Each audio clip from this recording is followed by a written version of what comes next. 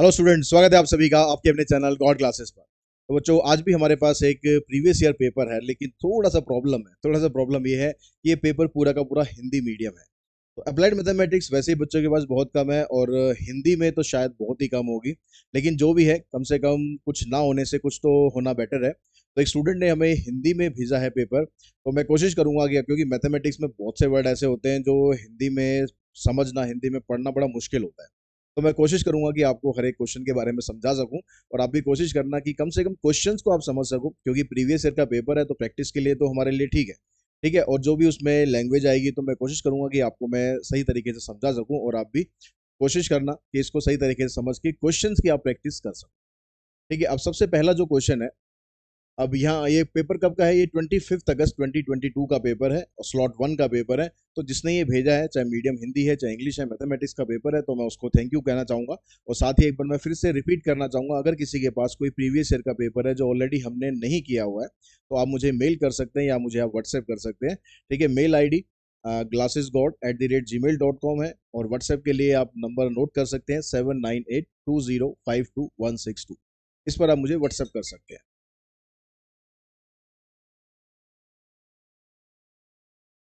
तो पेपर करते हैं स्टार्ट। तो सबसे पहला जो क्वेश्चन है आपके पास, यहाँ पर कहता है कि PQRS रिस्पेक्टिवली, यहाँ पर एक क्रमश का मतलब रिस्पेक्टिवली हो गया n/2, k/3, 2/p and p/3। ये मतलब आव्यूह मतलब मैट्रिक्स है। ये आपके पास चार मैट्रिक्स है PQRS, ये इनके ऑर्डर दिए हुए हैं। अगर आपको कह रहा है कि PQ और RS अगर फाइंड करना है, तो उसका उसमें k और n की जो वैल्यू होगी वो क्या होगी। तो आप देखिए, जब आप मल्टीप्लाई करते हैं किसी भी मैट्रिक्स को, जैसे पी और क्यू को मल्टीप्लाई आप करना चाह रहे हैं, तो पी का ऑर्डर हमारे पास क्या है। पहला ऑर्डर है पी का n/2, फिर दूसरा ऑर्डर है क्यू का, ये कितना है k/3। ठीक है, ये p/q है और ये k/3 है। इन दोनों को मल्टीप्लाई करेंगे, तो इन दोनों को मल्टीप्लाई करने में, मल्टीप्लाई जब भी आप दो मैट्रिक्स को करते हो तो क्या देखना है होता है हमें कि यहाँ से ये वाली जो टर्म होती है ये इसके बराबर होनी चाहिए, यानी k की वैल्यू आपको मिलनी चाहिए 2। तो k की वैल्यू 2 आपको यहाँ पर दे रखी है, यहाँ पर दे रखी है, मतलब या तो ये ऑप्शन होगा या फिर ये ऑप्शन होगा। अब उसके लिए आपको p की वैल्यू और चाहिए, तो हम चलते हैं RS पर। तो R का जो ऑर्डर है वो दे रखा है आपको 2/p, और S का ऑर्डर दे रखा है आपको p/3। जब इनको मल्टीप्लाई करेंगे तो ये दोनों बराबर होने चाहिए, ये तो ऑलरेडी बराबर है।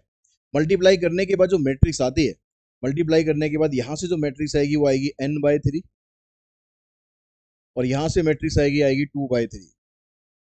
उसके बाद हमें करना है इन दोनों को ऐड। तो किसी भी मैट्रिक्स में जब आप ऐड करते हैं, तो ऐड करने के लिए दोनों का ऑर्डर सेम होना चाहिए। तो यहाँ पर n है, यहाँ पर 2 है, तो उसका मतलब n की वैल्यू होनी चाहिए 2। तो k भी 2 होना चाहिए, n भी 2 होना चाहिए, मतलब हमारा ऑप्शन बनेगा इसमें बी। उसके बाद नेक्स्ट क्वेश्चन आपके पास, इसमें कहता है कि ये ए और बी दो आपके पास सेम मैट्रिक्स की ऑर्डर है, तो ए बी माइनस बी ए क्या होगा। ए बी माइनस बी ए, ये क्वेश्चन ना आप बहुत बार कर चुके हो, ये क्वेश्चन बहुत बार कर चुके हो। ये जो मैट्रिक्स आएगी ये आएगी स्क्यू सिमेट्रिक। स्क्यू सिमेट्रिक को बोलते हैं इसमें विषम सममित। ठीक है, मतलब इसका मतलब है स्क्यू सिमेट्रिक। अगर आपको पता है ये क्वेश्चन, क्योंकि आप बहुत बार कर चुके होंगे, आपको पता है, तो सीधा आंसर लिख दो। निकालना है तो क्या करना है आपको, इसका ट्रांसपोज निकालना है। ए बी माइनस बी ए, इसका ट्रांसपोज निकालेंगे तो पहले जो सब्ट्रैक्शन वाली प्रॉपर्टी है वो लगाएंगे। उसके हिसाब से ए बी का ट्रांसपोज पहले आएगा और फिर बी ए का ट्रांसपोज आएगा। उसके बाद क्या करना है आपको, जो ए बी ट्रांसपोज है उसमें मल्टीप्लाई वाली प्रॉपर्टी लगा देंगे, तो यहाँ पर आ जाएगा बी ट्रांसपोज और ए ट्रांसपोज, ये आ जाएगा A transpose and B transpose. अब ए मैट्रिक्स और बी मैट्रिक्स इसमें सिमेट्रिक मैट्रिक्स दे रखी है, क्योंकि कह रहा है कि ए और बी का समान कोटि के दो सम्मित, सम्मित मतलब सिमेट्रिक मैट्रिक्स है। अब सिमेट्रिक मैट्रिक्स अगर होता है तो बी ट्रांसपोज बी के बराबर होता है, ए ट्रांसपोज ए के बराबर होता है। ऐसे यहाँ से आ जाएगा ए और बी। तो जो मैट्रिक्स देखो आपकी थी A B minus B A था, हमारे पास B A minus A B आ गया, मतलब साइन इसमें माइनस कॉमन निकाल देंगे, तो A B minus B A आ जाएगा। और माइनस अगर आप बाहर निकाल देते हैं, मैट्रिक्स सेम रहती है, तो उस मैट्रिक्स को हम बोलते हैं स्क्यू सिमेट्रिक मैट्रिक्स। उसके बाद हम चलते हैं, यहाँ पर ये क्वेश्चन आपका 10th लेवल का क्वेश्चन पूछ लिया गया है, कि यहाँ पर ये पूछ रहा है कि किस इक्वेशन के जो यूनिक सॉल्यूशन है, आदित्य हल मतलब यूनिक सॉल्यूशन है। यूनिक सॉल्यूशन जब होता है जब कंसिस्टेंट होता है सिस्टम। और कंसिस्टेंस के लिए हम क्या देखते हैं यहाँ पर, आपको इसमें से या तो आप डी वाले मेथड से निकाल लो, या आप ए वाले मेथड से निकाल लो, ठीक है। या फिर अगर आप लोगों को ध्यान हो, जो आप 10th क्लास में पढ़ते थे, A1 A2 B1 B2 की रेशो, वो सबसे आसान पड़ेगा अगर वो आपको याद है तो, ठीक है। अगर वो याद नहीं है तो आप मैट्रिक्स मेथड से डिटरमिनेंट निकाल के देखो, लेकिन डिटरमिनेंट आपको इसमें सबका निकालना पड़ेगा। तो डिटरमिनेंट मैं यहाँ से निकालता हूँ, तो सीधा मैं लेता हूँ 2 6 12, 4 3 12, जीरो आ रहा है, ठीक है। 12 - 12 जीरो आ रहा है, तो इसका मतलब एक सॉल्यूशन इसका नहीं होगा, ये हमारा आंसर नहीं है। यहाँ पर करेंगे 2, इधर से करेंगे, ये भी आ जाएगा 2, ठीक है। मैट्रिक्स बना के करने, यहाँ पर जैसे 1 1 है, यहाँ पर 2 2 है, फिर इसका डिटरमिनेंट निकाल रहा हूँ मैं, तो यहाँ से 2 - 2 जीरो आएगा, तो ये भी हमारा सॉल्यूशन नहीं है। यहाँ पर देखेंगे, ये आ जाएगा -3, इधर से करेंगे +3, तो ये भी हमारा सॉल्यूशन नहीं है। यहाँ से देखेंगे 2 और यहाँ से करेंगे आप 3, तो 2 + 3 यहाँ पर 5 आ रहा है, नॉट इक्वल्स टू 0 आ रहा है, मतलब यही इक्वेशन है जिसके यूनिक सॉल्यूशन होगा, अद्वितीय हल होगा, ठीक है। उसके बाद आप, ये आपको मैच द कॉलम करने, तो dy/dx ऑफ 5, 5 मतलब कांस्टेंट है, तो कांस्टेंट का डेरिवेटिव होता है 0। तो थोड़ा सा इसको छोटा कर देते हैं। कांस्टेंट का डेरिवेटिव होता है 0, तो ए का जो ऑप्शन है वो बनेगा सेकंड। तो ए का सेकंड यहाँ पर है और यहाँ पर है, जिसमें बी का 4 दिया हुआ है, तो बी को चेक मत करो, आप सी को चेक करो, उससे आपका आंसर पता चल जाएगा। सी को जब चेक करेंगे तो यहाँ पर 3 - 4x की पावर 7 है, तो 7 आगे आएगा, 3 - 4x की पावर एक कम होगी, तो 7 आगे आएगा, 3 - 4x की पावर कम होगी, और फिर -4x का डेरिवेटिव करेंगे, यानी ये ऐसे आ जाएगा 7, और 3 - 4x इसकी पावर एक कम करेंगे, और फिर -4 का डेरिवेटिव करेंगे तो -4, तो यहाँ से आएगा -28। तो इसका ऑप्शन बनेगा आपका सी का फर्स्ट। तो इसमें सी का फर्स्ट यहाँ पर है, तो यही हमारा आंसर है।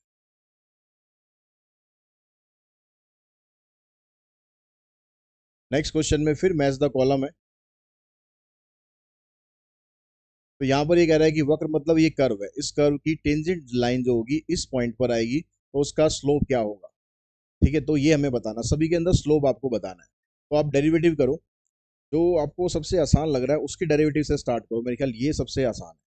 तो यहाँ पर y=x³ है, इसका डेरिवेटिव करेंगे तो आएगा हमारे पास 3x², और पॉइंट आपको दे रखा 1 1, तो यहाँ जब पॉइंट आप 1 1 लेंगे तो 3 × 1 यानी इसका स्लोप आएगा 3।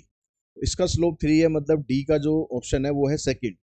तो डी का ऑप्शन सेकंड देखो, एक तो यहाँ पर है, एक ऑप्शन नीचे भी है, वो भी चेक कर लेते हैं जरा। हाँ, तो डी का हमने चेक किया, सेकंड आ रहा है, तो सेकंड यहाँ भी है और यहाँ भी है। सी का फोर्थ है, कॉमन है। बी या ए से हमें पता चल जाएगा हमारा आंसर क्या है। अब आप देखो, मेरे ख्याल किसी को भी कर लो, दोनों एक जैसे ही है। अगर मैं बी को करता हूँ तो x³ का डेरिवेटिव आएगा 3x² -11x का आ जाएगा -11। पॉइंट आपको दे रखा है 2 - 9, तो सिर्फ हमें x की वैल्यू पुट करनी है। 4 3 12, 12 - 11 ये आ जाएगा 1। तो इसका आंसर आ रहा है हमारे पास 1। अच्छा, यहाँ पर टेंजेंट लाइन नहीं पूछा, यहाँ पर अभिलंब, अभिलंब मतलब नॉर्मल पूछ रहा है यहाँ पर, ठीक है। तो नॉर्मल का स्लोप जब निकालते हैं, तो जो इसका स्लोप आता है टेंजेंट का, उसका हम रेसिप्रोकल कर देते हैं, तो नॉर्मल का जो स्लोप आएगा ये हो जाएगा -1। इसका रेसिप्रोकल करेंगे और साइन चेंज कर देते हैं, -dx/dy होता है ना, तो इसका स्लोप आ गया आपके पास ये। तो बी का फर्स्ट आएगा, डी का सेकंड आएगा, तो देखो यहाँ पर डी का सेकंड और बी का फर्स्ट, यानी ये हमारा आंसर बनेगा। तो मैच द कॉलम वालों में आपको 3 4 दिए होते हैं, आपको स्टार्ट वहीं से करना है जो आपको सबसे आसान पड़ता है, ठीक है। अब यहाँ पर भी मैच द कॉलम है। अब यहाँ पर ये कह रहा है कि जो ये एफ एक्स है ये घट रहा है, बढ़ रहा है, मतलब इंक्रीजिंग है या फिर डिक्रीजिंग है, ये आपको बताना है। तो यहाँ पर जब हम इसका डेरिवेटिव करते हैं एफ एक्स का, पहले वाले का, इसका डेरिवेटिव आएगा 2x, ठीक है। अब 2x को अगर आप जीरो पुट करोगे तो आपके पास क्रिटिकल पॉइंट क्या बनेगा, 2x को जीरो पुट करेंगे तो x की वैल्यू जीरो आएगी, तो -∞ से +∞।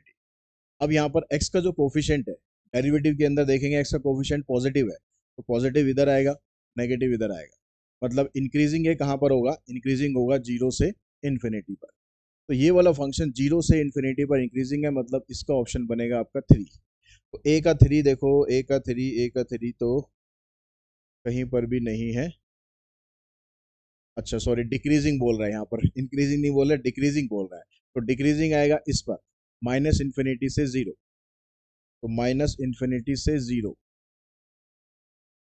तो इसका ऑप्शन बनेगा आपके पास ये। तो ए का सेकंड है, ए का सेकंड यहाँ पर है और यहाँ पर है। अब बी को चेक कर लेते हैं, बी में भी डिक्रीजिंग पूछ रहा है, यहाँ पर माइनस एक्स स्क्वायर है, तो माइनस एक्स स्क्वायर से फर्क क्या पड़ेगा, तो यहाँ पर डेरिवेटिव में माइनस टू एक्स आएगा, आपके जो क्रिटिकल पॉइंट है वही निकलेगा, इंटरवल वही बनेंगे, लेकिन यहाँ माइनस की वजह से इसमें ये वाला जो इंटरवल होगा ये माइनस में आएगा और ये वाला इंटरवल आपका प्लस में आएगा, क्योंकि एक्स का कोफिशिएंट यहाँ पर नेगेटिव है, तो नेगेटिव से आपको स्टार्ट करना है। तो इसमें ये डिक्रीजिंग कहाँ पर होगा, ये डिक्रीजिंग होगा जीरो से इन्फिनिटी पर, मतलब बी का जो ऑप्शन है ये बनेगा 3। तो बी का ऑप्शन 3 आ गया, ए का 2 आ गया, यानी आंसर बन गया आपका ये। बाकी आप चेक करना चाहो कर सकते हो चेक। उसके बाद नेक्स्ट क्वेश्चन आ गया ये हमारे पास, इसमें इसका हमें इंटीग्रेशन करना है। अब यहाँ पर ऊपर एक्स क्यूब दे रखा है आपको और नीचे दे रखा है 1 + x⁴। अगर हम x की पावर 4 का डेरिवेटिव करते हैं तो 4 आगे आ जाता है और x की पावर 1 कम हो जाती है, तो बन जाता है 4x3। लेकिन ऊपर खाली x क्यूब है तो 4 हम बैलेंस कर लेते हैं इस तरीके से।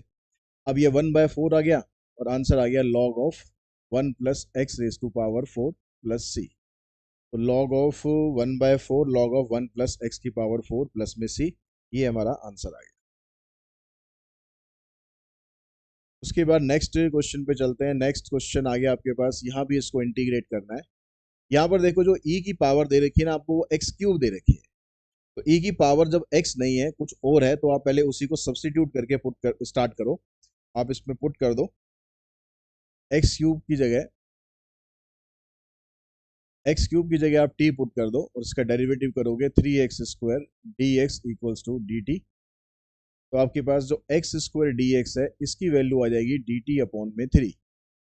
तो यहाँ पर जो ये x² और dx आ रहा था इसकी जगह आप लिख देंगे dt/3, और ये क्या रहेगा आपके पास e की पावर t dt/3। अपॉन में 3 होगा, उसको आप बाहर लें। अब क्योंकि आपने सब्सटीट्यूट करा है तो लिमिट को भी आपको चेंज करना पड़ेगा। तो यहाँ पर वैल्यू जीरो है लोअर लिमिट में, तो यहाँ जीरो पुट करेंगे, जीरो का क्यूब करेंगे तो वो जीरो ही रहता है, तो यहाँ पर जीरो आ गया। अगर आप 1 का क्यूब करेंगे तो 1 आएगा, ऊपर यहाँ पर 1 आ गया। अब ये आपकी लिमिट बन गई, इसको इंटीग्रेट कर दो 1/3। e की पावर t का सेम रहेगा 1 और 0, 1/3 e की पावर t माइनस e की पावर 0। e की पावर 0 1 होता है, तो आंसर आएगा 1/3 e की पावर t नहीं, e की पावर 1 हो जाएगा, ये हो जाएगा e-1। ये हमारा आंसर बनेगा 1/3 e-1, मतलब ऑप्शन नंबर ए हमारा आंसर आ गया। नेक्स्ट क्वेश्चन में कहता है कि ये जो कर्व है y = x² और ये जो दो लाइन है और इसके अलावा x एक्सिस के मध्य में घिरा हुआ क्षेत्र, मतलब जो बाउंडेड एरिया है वो क्या है। तो यहाँ पर ये जो आपको कर्व दे रखा है ये दे रखा है आपको पैराबोला, x² वाला पैराबोला। तो कैसे बनता है, अगर ये पैराबोला है तो आपके पास ये इस तरीके से बनेगा, y = x² का पैराबोला, x = 1, x = 1 मान लो मैंने ये ले लिया, x = 1, x ये लाइन हो गई, और x एक्सिस बोल रहा है, x एक्सिस ये हो गया। तो इन चारों से जो एरिया बाउंड हो रहा है वो ये वाला एरिया बाउंड हो रहा है। तो इसमें जो लिमिट आएगी, ये x की वैल्यू 1 है, ये x की वैल्यू 2 है, तो लिमिट हो जाएगी हमारे पास 1 से लेकर 2 तक। और जो इक्वेशन है वहां से हम y की वैल्यू निकालेंगे, क्योंकि हम लिमिट x की ले रहे हैं तो आपको फंक्शन x की टर्म्स में चाहिए, मतलब आपको y की वैल्यू निकालनी है। तो y = सीधा सीधा आपको दिया हुआ है x², इसको इंटीग्रेट कर दो x की पावर 3/3, लिमिट आ गई 1 to 2, 2 की पावर 3/3 माइनस 1 की पावर 3/3। तो यहाँ से 8 आएगा, यहाँ से -1 आएगा, यानी 7/3 आंसर आ जाएगा। 7/3 यानी ऑप्शन नंबर बनेगा ए।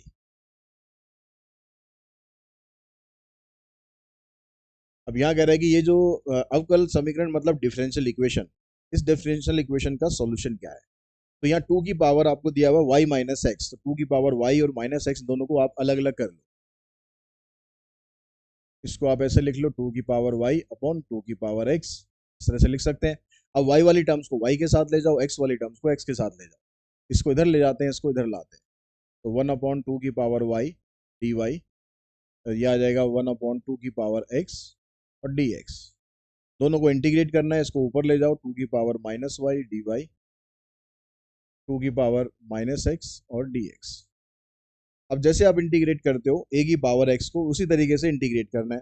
तो ए की पावर एक्स का इंटीग्रेशन होता है ए की पावर एक्स अपॉन में लॉग ए, तो यहाँ पर क्या आ जाएगा, टू की पावर माइनस वाई अपॉन में लॉग टू। अब लेकिन y का जो कोफिशिएंट है यहाँ पर -1 है, तो -1 से इसको डिवाइड करेंगे, यानी इनटू में -1 हो जाएगा। ऐसे यहाँ पर होगा टू की power minus x log two into में -1, और यहाँ जो प्लस सी आता है ना, इस प्लस सी को मैं माइनस सी लिख लूँ। सी को अपने हिसाब से एडजस्ट कर लो, कोई दिक्कत नहीं। माइनस मैंने क्यों लिखा है, ताकि ये वाला माइनस, ये वाला माइनस, ये वाला माइनस सब कुछ खत्म हो जाए।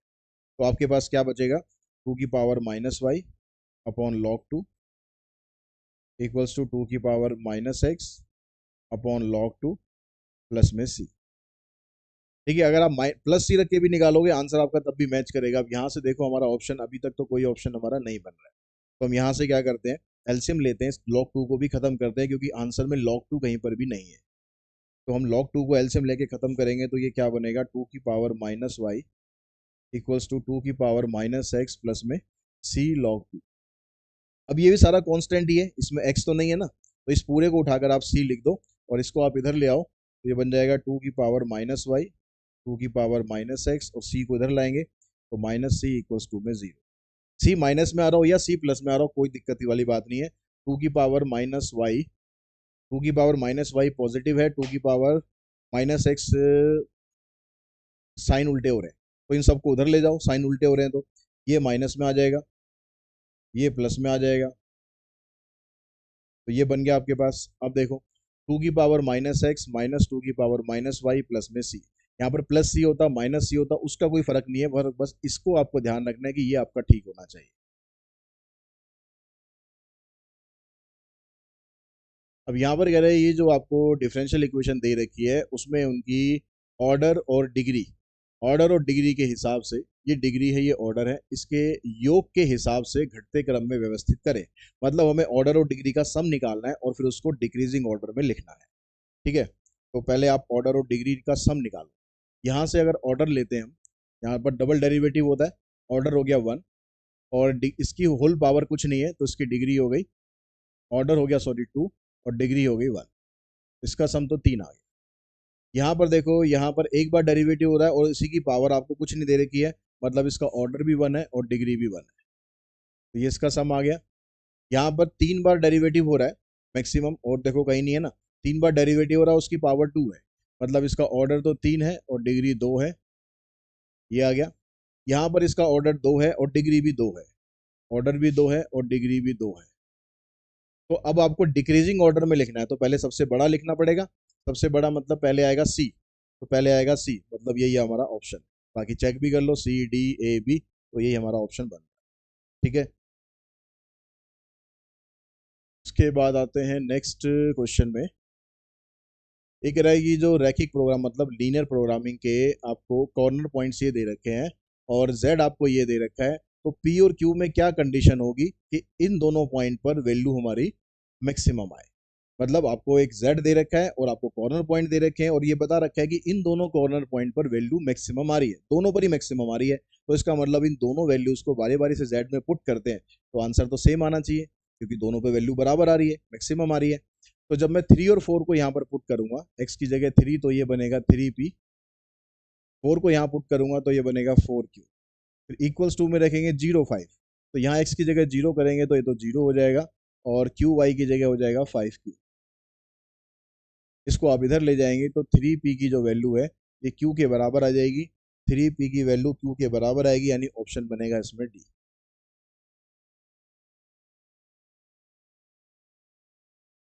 यहाँ पर आपको ये इक्वेशंस दे रखी है, ठीक है, x y greater than equals to 0, y less than 6 और x plus y less than equals to 3। तो ये कह रहा है कि इससे जो हम रिफ्लेक्ट करेंगे, जो हम बनाएंगे, वो एरिया इसमें से कौन सा होगा।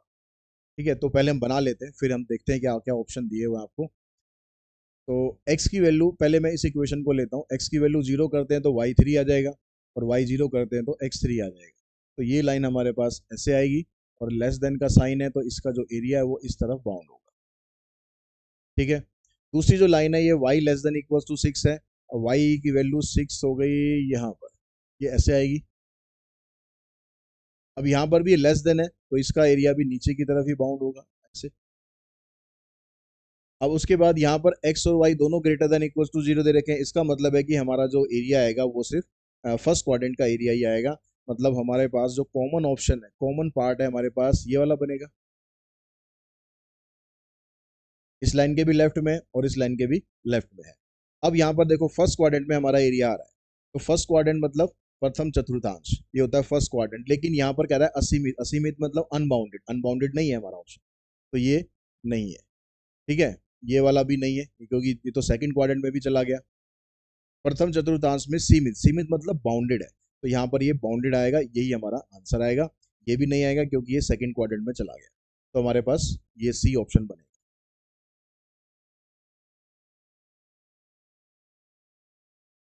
ये आपको प्रॉपर्टी डिस्ट्रीब्यूशन दिया हुआ है और यहाँ से पूछ रहा है कि कौन सा, चार स्टेटमेंट दे रखी है उसमें से कौन सी स्टेटमेंट ठीक है।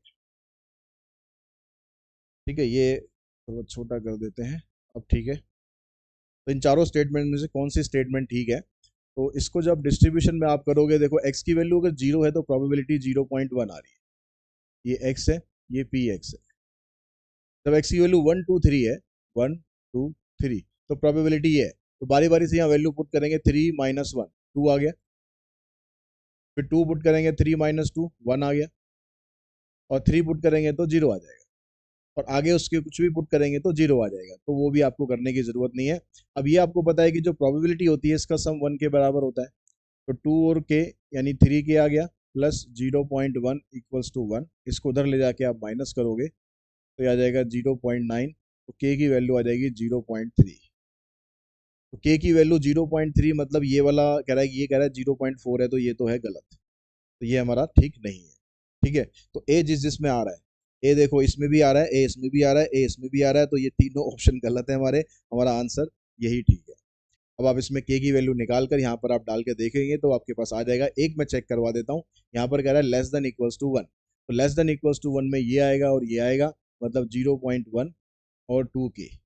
अब के की वैल्यू 0.3 है, तो यहाँ पर आप करोगे ये 0.6 आ जाएगा, और 0.1 ये यानी 0.7 आ गया, और ये आपको राइट ऑप्शन दे रखा है।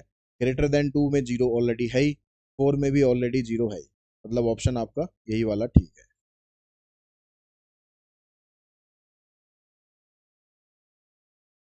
अब यहाँ पर कहता है कि मान लीजिए x एक रैंडम वेरिएबल है, ठीक है, यादृच्छिक चर मतलब रैंडम वेरिएबल ही होगा ये। n की वैल्यू 5 है, p की वैल्यू ये है, और यहाँ पर ये बाइनोमियल डिस्ट्रीब्यूशन दे रखा है, द्विपद बंटन मतलब बाइनोमियल डिस्ट्रीब्यूशन दिया हुआ है। तो यहाँ पर x की जो वैल्यू है वो क्या है, x का प्रसरण, प्रसरण मतलब मीन, या फिर पूछ रहा होगा आपसे वेरिएंस। ठीक है, इन दोनों में से कुछ एक पूछ रहा होगा, तो हम निकाल लेते हैं ऑप्शंस। हम ई एक्स निकाल लेते हैं पहले। ई एक्स होता है मीन, यानी 5 × 1/5, तो ये तो आ जाएगा 1, तो 1 ऑप्शन में है हमारे पास यहाँ पर। तो मीन पूछा गया था वो ये आ जाएगा, और अगर वेरिएंस पूछता होगा ये, तो वेरिएंस हमारे पास क्या होता है इसका, वेरिएंस होता है एन पी क्यू। तो एन आपके पास ये है, पी आपके पास ये है, और क्यू की वैल्यू आ जाएगी आपके पास, क्यू की वैल्यू आ जाएगी 4/5, तो ये कैंसिल, तो ये आ जाएगा 4/5। तो 4/5 भी ऑप्शन दिया हुआ है। अब प्रसरण का मतलब आई थिंक वेरिएंस होगा, चेक कर लेते हैं उसको एक बार, चेक कर लेते हैं भाई, वेरिएंस मीनिंग इन हिंदी, यहाँ तो कुछ और ही दिखा रहा है।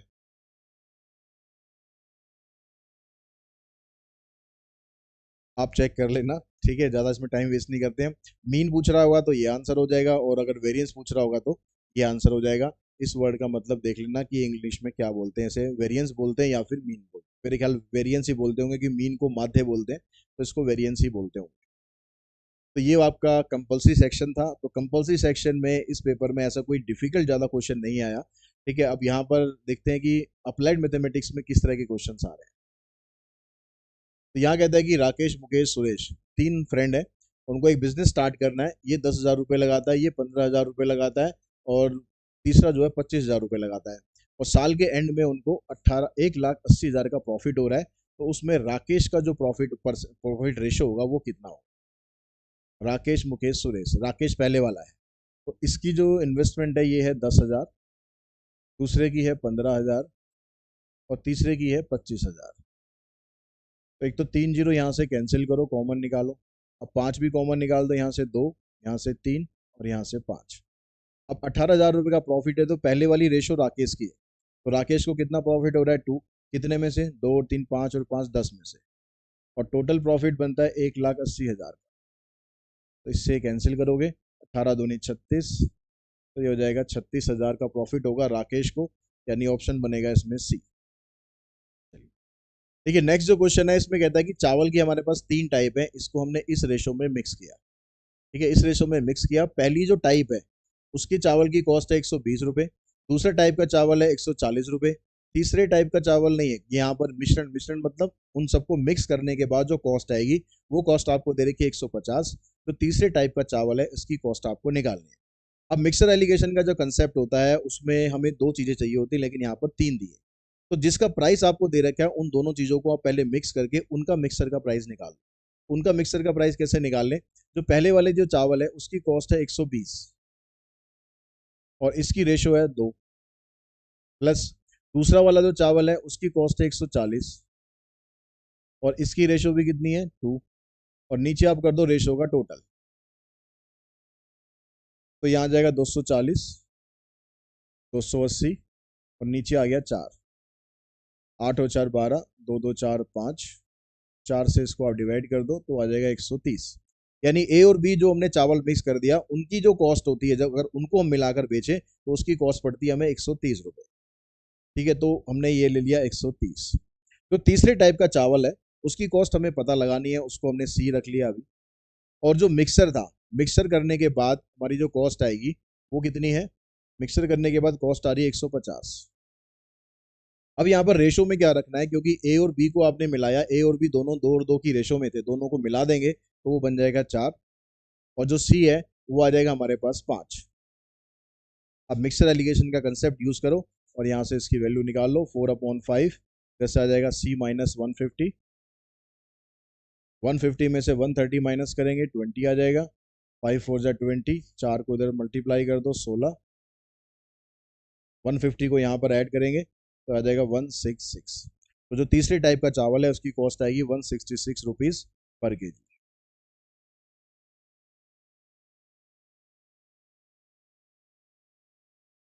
देखिए नेक्स्ट क्वेश्चन में कहता है कि मिस्टर वाई ने एक बैंक से 10 सालों के लिए 12% पर एनम के रेट से 3,50,000 रुपए का उधार लिया, तो उसकी जो ईएमआई है वो क्या है। अब ईएमआई के हमारे पास 2 3 फार्मूले हैं, तो आपको ये देखना है कि फार्मूला लगाना कौन सा है। उसके लिए देखो आपको वैल्यू जो दे रखी है उसमें पावर माइनस में दे रखी है, पावर माइनस में दे रखी है, यानी माइनस वाला फार्मूला आपको लगाना है। क्या फार्मूला होता है ईएमआई का, माइनस वाला, EMI equals to P into में I divided by 1 - 1 plus I की पावर -n, ये फार्मूला होता है। अब हमें जो वैल्यू दे रखी है इसने, देखो यहाँ पर जो वैल्यू दे रखी है उसमें यहाँ पर ये आई नीचे है, तो मैं इसमें ऐसा करता हूँ, इस आई को मैं इधर नीचे शिफ्ट कर देता हूँ, तो फार्मूले को हम ऐसे भी लिख सकते हैं, ऐसे भी लिख सकते हैं। अब ऐसे लिखने का पर्पस यही है कि यहाँ पर आपको सीधी इसकी वैल्यू दे रखी है 70, क्योंकि जो आई आएगा आपका वो 12% है, लेकिन 12% को 12 से आप डिवाइड करोगे तो 1% रह गया, 1% को लिख देंगे 0.01। ठीक है, और जो टाइम है आपके पास वो 10 साल का है, 10 को 12 से मल्टीप्लाई कर देंगे 120 आ जाएगा। तो यहाँ पर आई आपका बनेगा 1.01 और जो एन है आपके पास ये आ जाएगा -120। मतलब यही वाली वैल्यू आपको यहाँ पर दे रखी है। तो ऊपर जो प्रिंसिपल है सीधा वो पुट करो, 3,50,000 का प्रिंसिपल है, आई की वैल्यू 70 आ रही है, इससे इसको कैंसिल करो, 7 से इसको डिवाइड कर देंगे तो आ जाएगा 5,000 की ईएमआई बनेगी। ये आपका आंसर आ गया।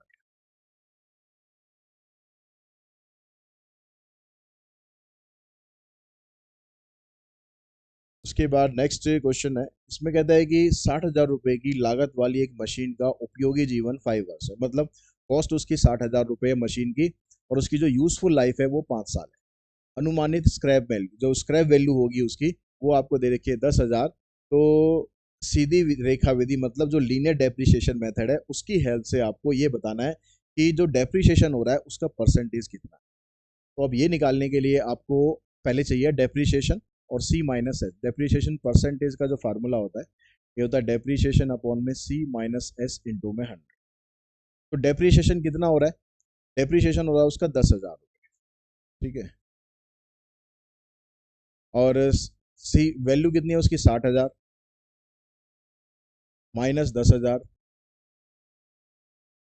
इंटू में कर देंगे 10 और 100। तो यहाँ से आपके पास ये 10,000 आएगा, नीचे से 50,000 आएगा, तो इन दोनों को आप कैंसिल करोगे, आ जाएगा 1/5 इंटू में 100, तो ये आ जाएगा 20%। तो 20% के रेट से इसकी जो डेप्रीशिएशन हो रहा है। नेक्स्ट क्वेश्चन भी इसी टाइप का ही है, उसमें आपको ये कॉस्ट दे रखी है रेफ्रिजरेटर की और उसकी यूजफुल लाइफ 20 है, डेप्रीशिएशन उसका 5,000 रुपये है। तो रैखिक विधि द्वारा स्क्रैप मूल्य बताना है, मतलब उसका स्क्रैप वैल्यू बतानी है क्या है। तो जो डेप्रीशिएशन का फार्मूला होता है सी माइनस एस अपॉन में एन। डेप्रीशिएशन आपको दे रखा है 5,000 रुपये, सी है उसकी 1,05,000 माइनस स्क्रैप वैल्यू इंटू में एन। एन कितना है? एन है इसका 20। तो 20 से आप इसको मल्टीप्लाई करोगे, 5 दूनी 10, 1 2 3 4। इसको हम एस को इधर लाते हैं, इसको उधर ले जाके माइनस कर देते हैं, 0,0,0,5। तो 5,000 उसकी स्क्रैप वैल्यू होगी, यानी ऑप्शन बनेगा हमारा ये।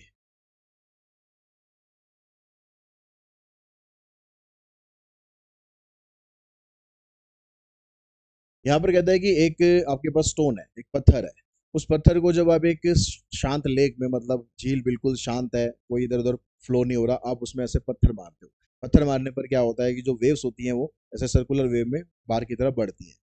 तो ये कह रहा है कि 3.5 सेंटीमीटर पर सेकंड की रेट से वो जो वेव्स है ना वो मूव करती है। तो ये आपको क्या दे दिया, क्योंकि जब वेव्स ऐसे मूव करेंगी, सर्कुलर शेप में मूव करेंगी, तो यानी dr/dt, रेट ऑफ चेंज का क्वेश्चन आपको दे दिया। यहाँ पर dr/dt दे दिया 3.5 सेंटीमीटर पर सेकेंड। अब कह रहा है कि तत्काल अब वृत्ताकार तरंग की त्रिज्या, अगर उसकी रेडियस 7.5 है, 7.5 सेंटीमीटर अगर रेडियस है, तो उसका जो क्षेत्रफल है, क्षेत्रफल मतलब एरिया उसका किस रेट से बढ़ रहा है। अब जो शेप बन के आ रही है, जब आप पत्थर मारते हो तो वो सर्कुलर शेप बन के आ रही है, तो एरिया जो होता है सर्कल का ये होता है πr²। तो इसका जब आपको रेट ऑफ चेंज बताना है, मतलब dA/dt आपको बताना है, तो पाई तो कांस्टेंट है, डेरिवेटिव इसका करेंगे r² का, तो 2 आगे आ जाएगा, 2πr, और r की जगह आ जाएगा dr/dt। अब आप वैल्यू पुट कर दो, आंसर पाई में है, पाई में आंसर है, तो पाई को पाई रहने दो, आर की जगह आप रख दो 7.5 और dr/dt की जगह रख दो 3.5। तो 7.5 को 2 से मल्टीप्लाई करेंगे हो जाएगा 15, 15 को इससे मल्टीप्लाई करेंगे, 15 5 जा 75 और 15 3 जा 45 प्लस में 7 52। तो 52.5 पाई सेंटीमीटर स्क्वायर पर सेकंड, इस रेट से एरिया बढ़ रहा है, 52.5 पाई सेंटीमीटर स्क्वायर पर सेकंड।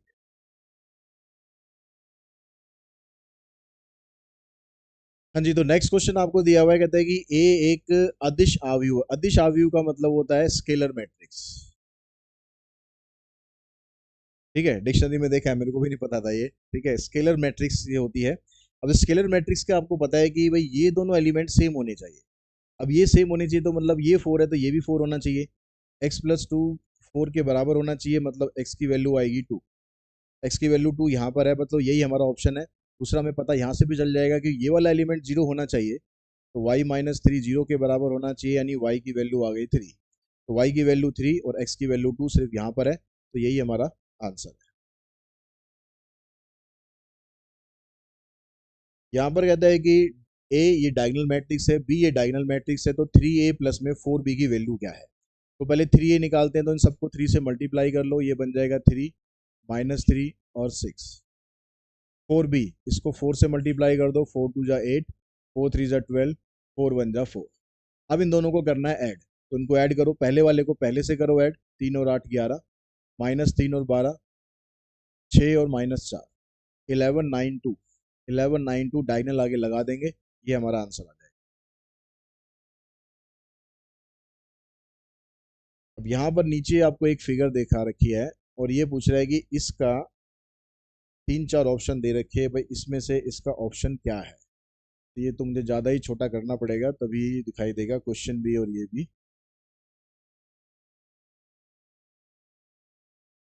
अब भी नहीं दिखाई दे रहा है, चलो हम यहाँ पर लिख लेते हैं 3x प्लस में 4y greater than equals to 30। अच्छा यहाँ पर दिखाई रखा है, एक ये हो गया आपके पास 3x plus 4y greater than equals to 30 है। और दूसरी इक्वेशन में क्या है, दूसरी इक्वेशन में, इक्वेशन तो यहाँ पर दे रखी है, एक बार दूसरी इक्वेशन में क्या है, इसमें ग्रेटर है इसमें लेस है। चलिए, तो यहाँ पर जो ये वाली इक्वेशन है आपके पास 3x प्लस 5y, इसमें ग्रेटर का साइन है, जो दूसरी इक्वेशन है इसमें लेस का साइन है। तो इसमें से कौन सा जो ऑप्शन वो हमारा सही है। अगर मैं यहाँ पर 0 0 पुट करता हूँ तो ये ट्रू आ रहा है, यहाँ 0 0 पुट करता हूँ तो ये फॉल्स आ रहा है, मतलब ये अवे फ्रॉम ओरिजन होगा, ये टूवर्ड्स ओरिजन होगा। तो आप देख लो इसमें से कौन सा रीजन हमारा बनना चाहिए। अगर मैं इसको लेता हूँ तो इसमें x plus y equals to 8 की लाइन ये है, तो इसमें ओरिजिन की तरफ आ रहे हैं तो ऐसे जाएगा, और ओरिजिन इस वाली लाइन के हिसाब से ओरिजिन के अगेंस्ट जाएंगे तो फिर इस तरफ आएगा, मतलब यही हमारा आंसर है। ठीक है, बाकियों में ऐसा नहीं हो रहा है, बाकियों में देखो इस वाली जो ये वाली जो लाइन है इससे ओरिजिन की तरफ जा रहा है, तो ये नहीं होगा हमारा आंसर। इसमें तो वैसे ही नहीं होगा, इसमें दोनों अगर ओरिजिन की तरफ जाएंगे तो होगा, तो ये हमारा आंसर आएगा इसमें।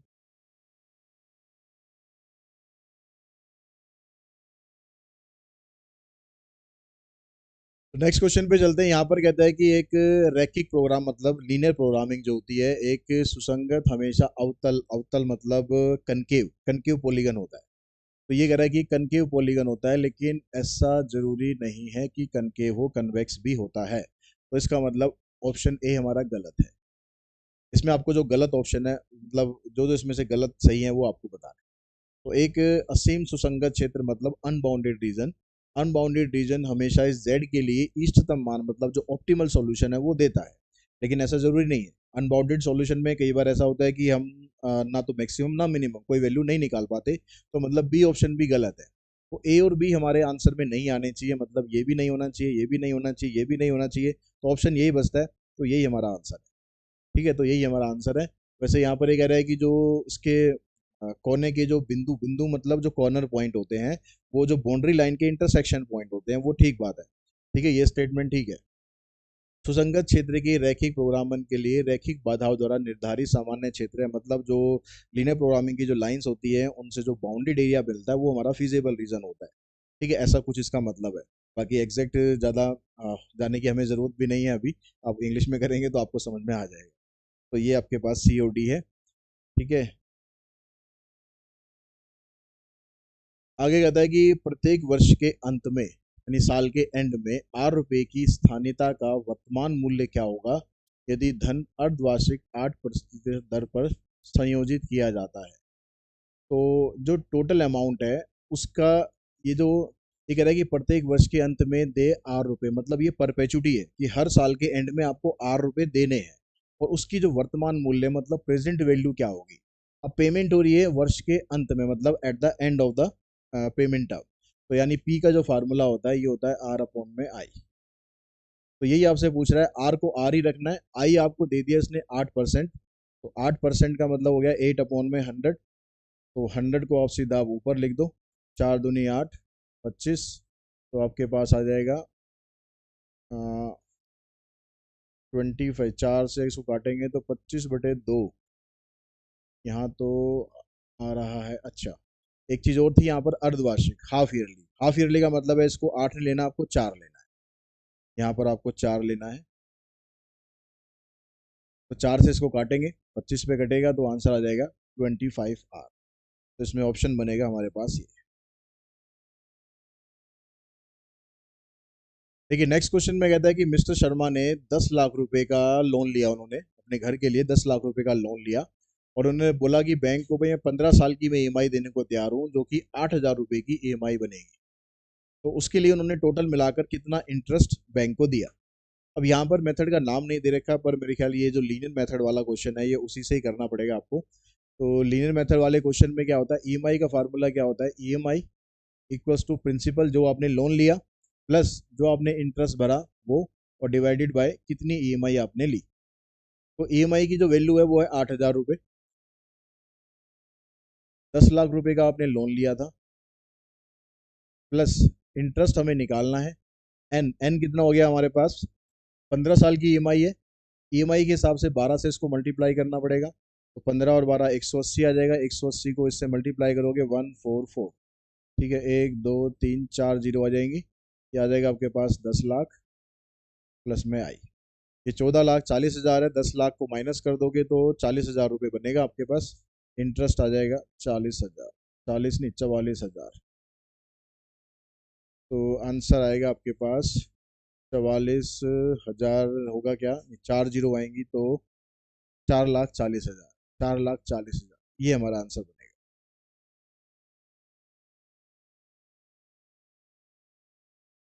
नेक्स्ट क्वेश्चन में कहता है कि कंपनी ने 10 साल के एंड में बनाए गए 10% के वार्षिक लाभांश के साथ 5,000 रुपये के अंकित मूल्य का बॉन्ड जारी किया। यानी ये बॉन्ड वाला क्वेश्चन, ठीक है। वार्षिक लाभांश कंपनी भुगतान करती है, तो कंपनी कितना साल के जो एंड में जो प्रॉफिट देती है वो कितना देती है, यानी हमें कूपन रेट के हिसाब से निकालना पड़ेगा कि कितना वो देती है। तो 10% का वार्षिक लाभांश हुआ है, मतलब जो कूपन रेट है वो आपको 10% ही दे रखा है। और बॉन्ड कितना था, 5,000 रुपये का बॉन्ड था। तो 5,000 रुपये के बॉन्ड पर, 5,000 रुपये के बॉन्ड पर कंपनी कितना देगी, 10% निकाल दो इसका। तो 10% निकालेंगे तो यहाँ पर परसेंटेज के लिए 2 जीरो आ जाएंगी, इसको हटा दो। तो 500 रुपये का लाभ हो गया, तो कंपनी 500 रुपये का उसको लाभ प्रदान करती है, ठीक है।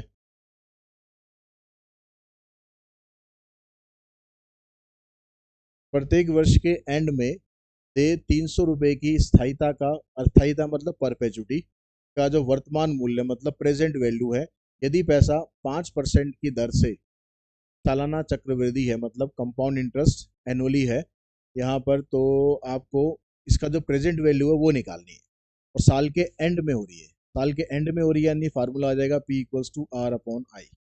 परपेचुटी 300 रुपये की है, इंटरेस्ट 5% है और सालाना है मतलब पर एनम है, तो उसमें कोई डिवाइड नहीं करना, 5% का 100 ऊपर लगा देना, 5 से इसको काट दो,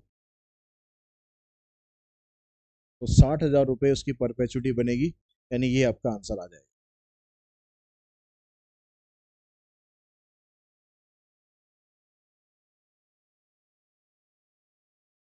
एक व्यक्ति अपने घर के नवीनीकरण के लिए मतलब रेनोवेशन के लिए 12 साल के अंत में कितने रुपए जमा करने की योजना बना रहा है, मतलब सिंकिंग फंड है, उसे घर का रेनोवेशन करना है और उसे टोटल इतना पैसा इकट्ठा करना है। वह राशि जो उसे हर महीने जमा करनी है, मतलब हर महीने उसे कितना डिपॉजिट करना चाहिए अगर ब्याज उसका 20% पर एनम है, लेकिन कंपाउंडेड हाफ ईयरली हो रहा है। तो यानी आर जो होगा आपका या आई जो होगा वो 10% रह जाएगा इसका हाफ करने के बाद। और जो टाइम है, टाइम 12 साल का है, वो डबल हो जाएगा, टाइम हो जाएगा आपके पास 24। अब जो सिंकिंग फंड का फार्मूला था हमारे पास, अमाउंट इक्वल्स टू प्रिंसिपल, ठीक है, 1 + i⁻n - 1 डिवाइडेड बाय आई, ये फार्मूला था हमारे पास। अब जो अमाउंट है आपके पास, अमाउंट कितना इकट्ठा करना है आपको, 7,08,000 रुपये। कितना आपको हर महीने देना चाहिए, यहाँ पर पी लिख लो या आर लिख लो, फार्मूले में नॉर्मली आर लिखा हुआ होता है। 1 + आई आपके पास आ गया 10% मतलब 0.1, इसकी पावर हो जाएगी 24 -1 डिवाइडेड बाय 0.1। अब इसकी जो वैल्यू है आपको, देखो इसकी पूरे की जो वैल्यू है, इन दोनों को ऐड करेंगे, 1.1 की पावर 24 -1 डिवाइडेड बाय 0.1, इसकी वैल्यू दे रखी है 88.5। तो यहाँ पर सीधा आप रख दो 88.5, इसको यहाँ ला के डिवाइड कर दो, 708,000 और 885। यहाँ से डेसिमल जो है, इस डेसिमल को आप हटा के एक जीरो और यहाँ पर लगा दो। अब यहाँ से आप इसको डिवाइड कर लो, कितने पे जाएगा, ये पूरा पूरा जाएगा क्योंकि पूरी पूरी वैल्यू आ रही है तो ये पूरा पूरा जाना चाहिए। तो 5 से अगर मैं इसको काट दूँ, तो 5 से काटेंगे 17×5 = 85, 3 × 5 = 35, 5 से इसको काटा 14×5 = 70, 5 × 5 = 5, 5 6 30, 1 2 3। ठीक है, अब 177 से ये पूरा पूरा कट जाना चाहिए, इसको डिवाइड ही कर लेते हैं, काटने के चक्कर की बजाय हम इसको डिवाइड कर लेते हैं। तो हमारे पास या तो 8 आएगा या 9 आएगा। तो 9 से अगर करते हैं तो 9 सत्ते 63, 9 से 15, 9 से ज़्यादा हो रहा है मतलब 8 से जाएगा ये। 8 7 जा 56, 8 7 जा 56 प्लस में 5 61, बचेगा 6, 8 और 6 14। पूरा पूरा चला गया 8 पे ही, उसके बाद 3 जीरो लगा देनी है, मतलब 8 के बाद 3 जीरो लगानी है, आंसर आ जाएगा 8000।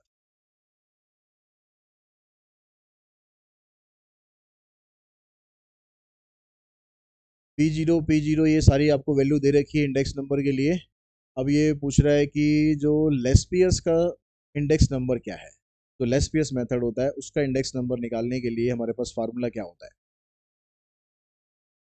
लेस्पियस क्या करता है, जो बेस ईयर की क्वांटिटी है उसको लेके चलता है।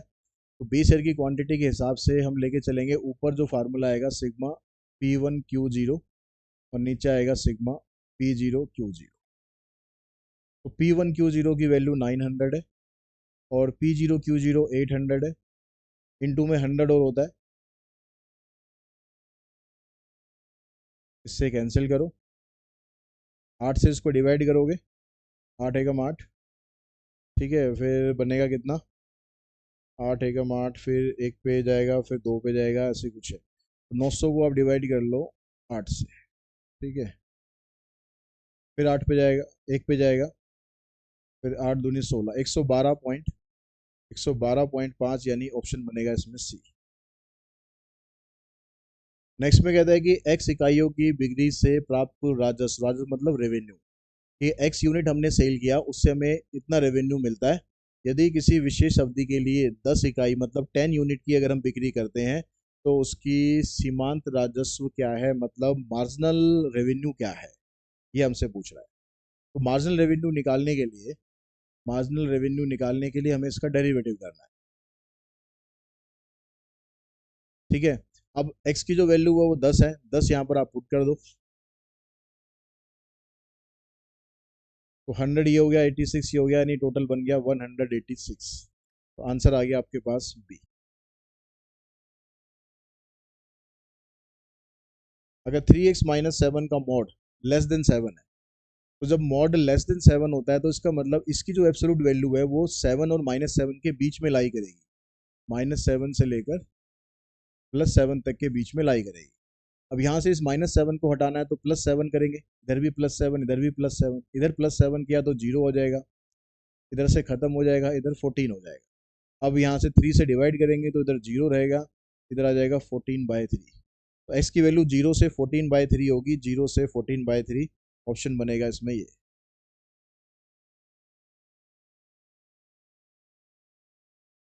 यहाँ कहता है बॉन्ड का प्रेजेंट वैल्यू 6% प्रति वर्ष आर्थिक अर्धवार्षिक मतलब हाफ ईयरली के हिसाब से 1500 रुपये का जो लाभांश देता है वो बॉन्ड क्या होगा।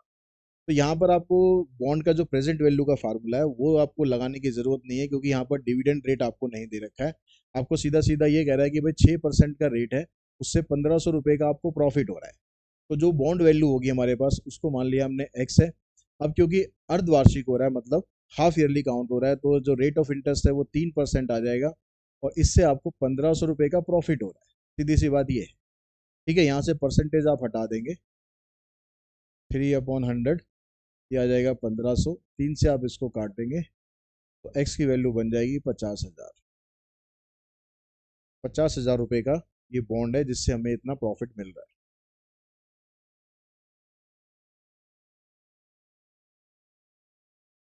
यहाँ पर आपको ये इंडेक्स नंबर पूछ रहा है किसके लिए, 2008 को अगर हम बेस ईयर लेते हैं और 2019 को अगर हम प्रेजेंट ईयर लेते हैं तो उसके लिए भारित औसत क्या है, मतलब वेटेड इंडेक्स नंबर क्या है।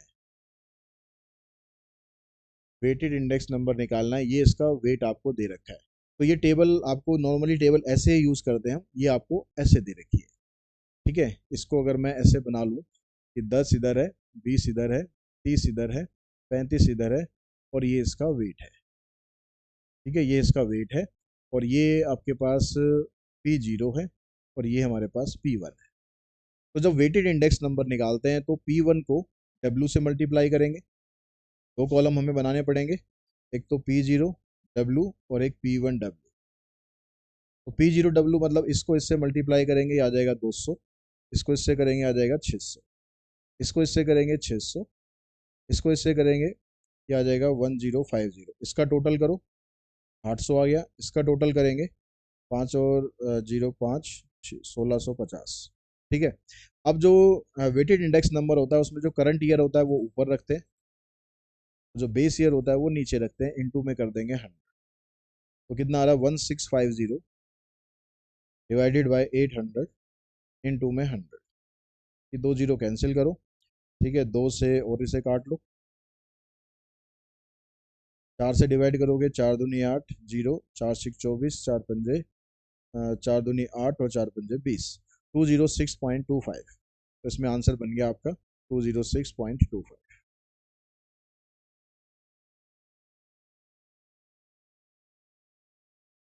यह कहता है कोई पाइप आपके पास है, अगर वो 2/5 भाग को 20 मिनट में खाली कर सकता है, 2/5 पार्ट को 20 मिनट में खाली कर सकता है, तो टैंक का हिस्सा 25 मिनट में कितना खाली हो जाएगा?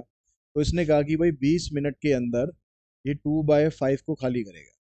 ठीक है, तो 1 मिनट के अंदर कितना हिस्सा खाली कर देगा? 2/5 अपॉन में 20, कितना हिस्सा खाली करेगा?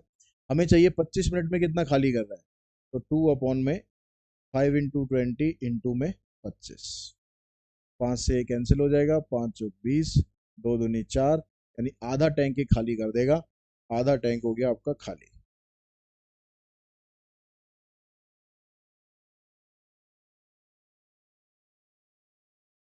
सौ मीटर की रेस में ए बी को 10 मीटर से और बी सी को 10 मीटर से हराता है, तो ए और सी को कितने मीटर से हराएगा? 100 मीटर की रेस है, ए बी को 10 मीटर से हरा रहा है, तो इसका मतलब ए ने पूरा 100 कवर किया तो बी ने 90 कवर किया। बी सी को 10 मीटर से हरा रहा है, तो वही बी और सी, अगर ये इसने 100 किया तो इसने 90 किया। तो हमें ए और सी का बताना है। ए और सी को आप ऐसे लिख सकते हो, ए अपॉन में बी इंटू में बी अपॉन में सी। ए अपॉन में बी आपके पास ये है और इधर से भी ये है। हमें ए और सी का कंपैरिजन करना है कि ए ने जब 100 कवर किया तो बी ने सी ने कितना किया। तो एक 100 को आप मत छेड़ो, दूसरे 100 से सॉल्व करो, यहाँ से जीरो, ठीक है, दूसरी जीरो ये कैंसिल, तो आ जाएगा 100/81। तो ए ने अगर 100 किया तो सी ने 81 किया, तो कितना डिफरेंस आ गया? इसमें से माइनस करो, 10 में से 1 9, 9 में से 8 के 1, 19 मीटर का डिफरेंस आ गया। 19 मीटर से इसको हरा रहा है।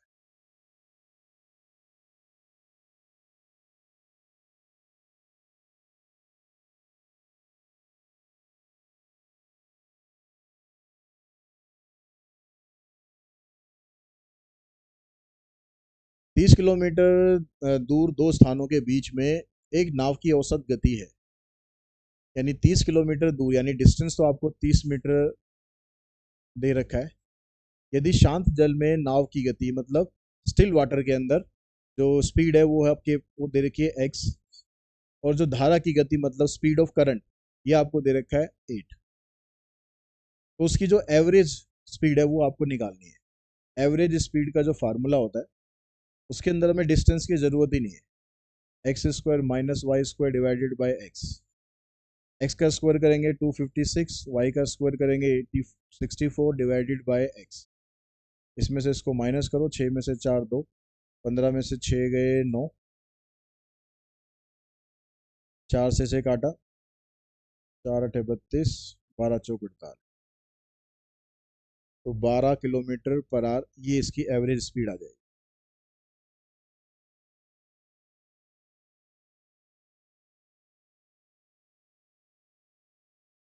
टू की पावर 301 को अगर हम 7 से डिवाइड करेंगे तो कितना रिमाइंडर बचेगा?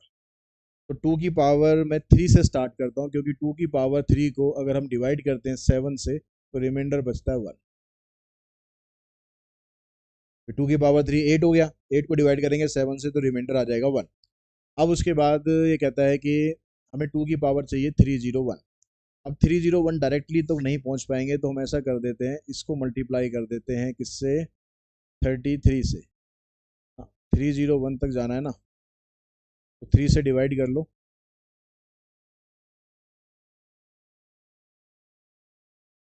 तो 100 से करोगे तो 300 तक तो आ जाएंगे हम। यहाँ भी 100 करोगे पावर तो 2 की पावर 300 तक आ गए। हमें तो 301 तक जाना है, तो एक 2 की पावर और चाहिए। ये 1 आएगा, यहाँ भी 2 से मल्टीप्लाई कर दो, और 2 से मल्टीप्लाई करने के बाद भी जो वैल्यू 7 से छोटी रहेगी, तो इसका जो रिमाइंडर है ये आ जाएगा 2।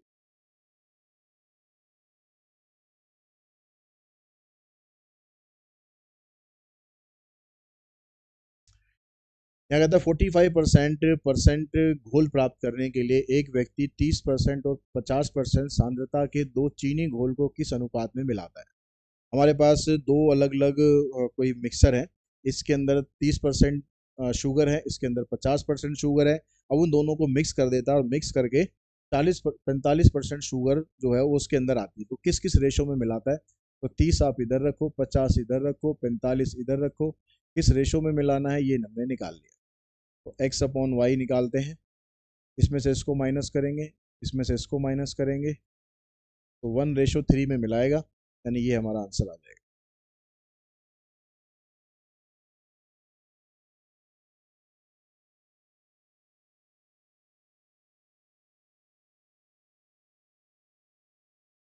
यहाँ पर कहता है तीन दोस्त हैं एक्स वाई जेड, उन्होंने एक बिजनेस स्टार्ट करा।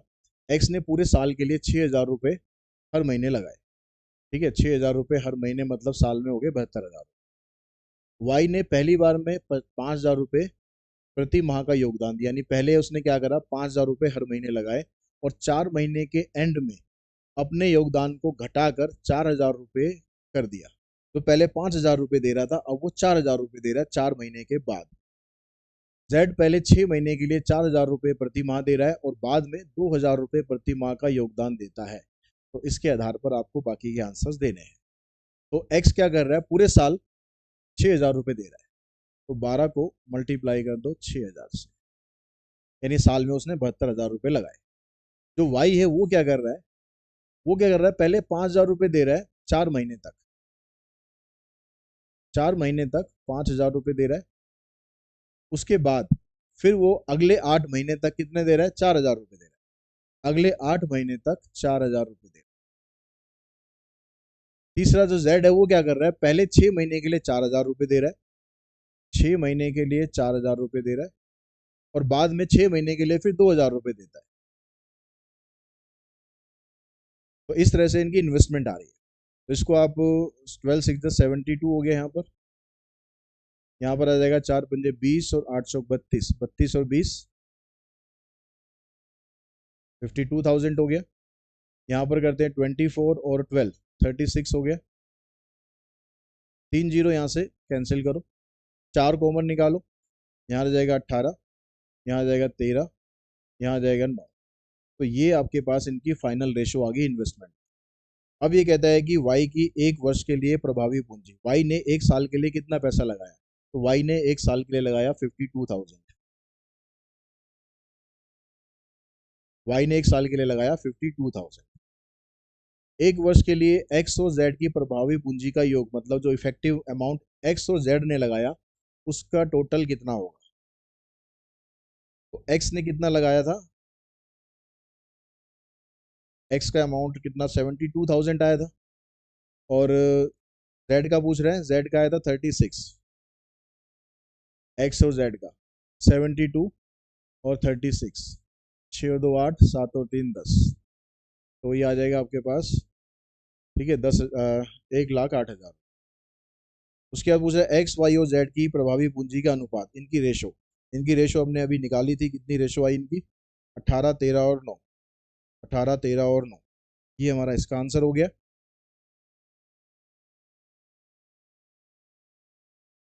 कहता साल के एंड में अगर टोटल प्रॉफिट 12,000 का हो रहा है तो एक्स का रेशो कितना है।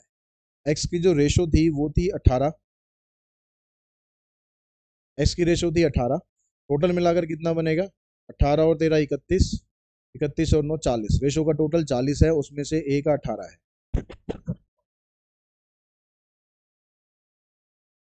18 40, और टोटल प्रॉफिट बनता है 12,000 का। तो एक जीरो एक कैंसिल, 4 तिये 12, 18 तिये 54, 5,400 रुपये का प्रॉफिट मिलेगा एक्स को। ऐसे फिर आपको बताना है 12,000 के लाभ में वाई और जेड के हिस्से का योग बताना है। अब यहाँ से आपको वाई और जेड को अलग अलग निकालने की जरूरत है नहीं। क्यों? क्योंकि तीन ही लोग थे, तीन में से एक्स का प्रॉफिट इतना हो गया। अब जो बचेगा, जो प्रॉफिट होगा, वो वाई और जेड का हो जाएगा। तो 12,000 में से 5,400 आप माइनस कर दो, 12,000 में से 5,400 माइनस कर दो,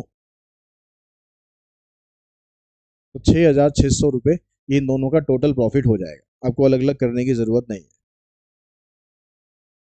अगली जो केस स्टडी है वो आपके पास मैक्सिमा मिनिमा की केस स्टडी आ गई है। यहाँ पर कहता है कि एक कंपनी का निश्चित उत्पाद बेच रही है, मांग फलन मतलब डिमांड फंक्शन आपको ये दिया हुआ है, जहां पर एक्स नंबर ऑफ यूनिट है और पी उसका कॉस्ट है। तो अब यहाँ से कुल राजस्व फलन मतलब आपको टोटल रेवेन्यू फंक्शन बताना है। तो रेवेन्यू फंक्शन क्या होता है? रेवेन्यू फंक्शन होता है पी इंटू में एक्स।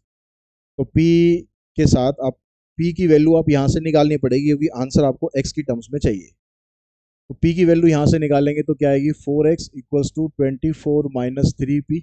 इसको आप इधर लाएंगे और ये वाला 3 यहाँ से हट के इसके नीचे आ जाएगा।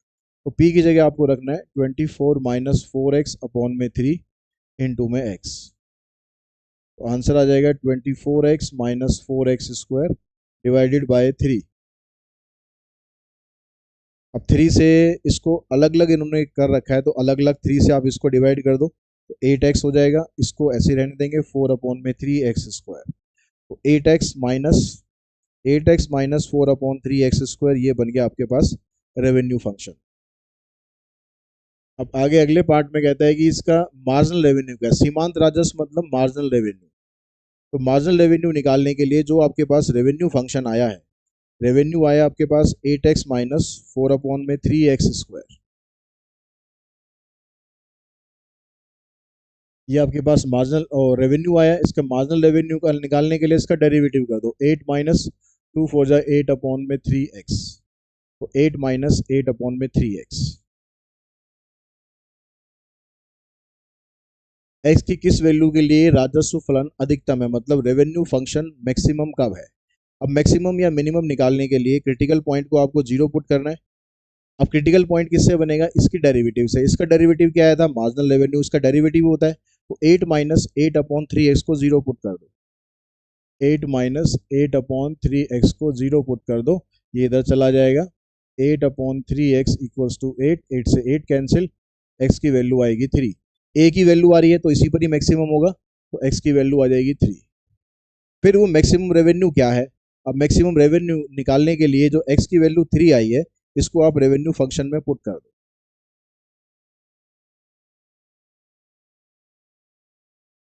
अब रेवेन्यू फंक्शन हमारे पास था 8x minus 4 upon 3x square. 8x minus 4 upon 3x square. Maximum value निकालने के लिए x की जगह आप 3 पुट कर दो। 3 का स्क्वायर 9 हो गया, यहाँ से 12, यहाँ से 24, तो ये बच गया 12। तो इसका आंसर आ गया ₹12। एक्स की किस वैल्यू के लिए मार्जिनल रेवेन्यू बढ़ रहा है। अब मार्जिनल रेवेन्यू बढ़ रहा है तो उसका जो क्रिटिकल पॉइंट आया था हमारे पास वो आया था 3। तो मतलब आंसर या तो ये होना चाहिए या फिर ये होना चाहिए। तो उसके लिए हम जाते हैं इसके डेरिवेटिव पर एक बार। डेरिवेटिव हमारे पास क्या आया था? डेरिवेटिव था हमारे पास 8 माइनस 8 अपॉन 3x। ठीक है, इसको हमने पुट करके इसका डेरिवेटिव आया हमारे पास 8 माइनस 8 अपॉन 3x। इसको हमने जीरो पुट करके x की वैल्यू निकाल ली 3। अब यहाँ पर जो x का जो कोफिशिएंट है वो नेगेटिव है, तो जो आपके पास यहाँ क्रिटिकल पॉइंट आया था उसके हिसाब से यहाँ पर नेगेटिव, तो ये नेगेटिव होगा, ये पॉजिटिव होगा। तो यहाँ पर ये पूछ रहा है कि इंक्रीजिंग बढ़ रहा है, तो इंक्रीजिंग होगा 3 से जो छोटी वैल्यू होगी उस पर इंक्रीज करेगा। तो 3 से छोटी मतलब x की value less than equals to 3। इस वैल्यू पर ये फंक्शन इंक्रीजिंग फंक्शन आएगा। तो इसी क्वेश्चन के साथ ही ये जो पेपर था हमने कंप्लीट कर लिया है। आई होप आपको समझ में आया होगा। थोड़ा बहुत अगर कुछ मीनिंग में गड़बड़ हो गई हो तो उसको एडजस्ट कर लेना। ठीक है, बाकी मैंने पूरी कोशिश करी है कि आपको सारी क्वेश्चंस को समझाते हुए इसको सॉल्व करूं। आई होप आपको इससे कुछ ना कुछ जरूर हेल्प मिलेगी। आज की इस वीडियो में इतना ही। Thanks to all of you.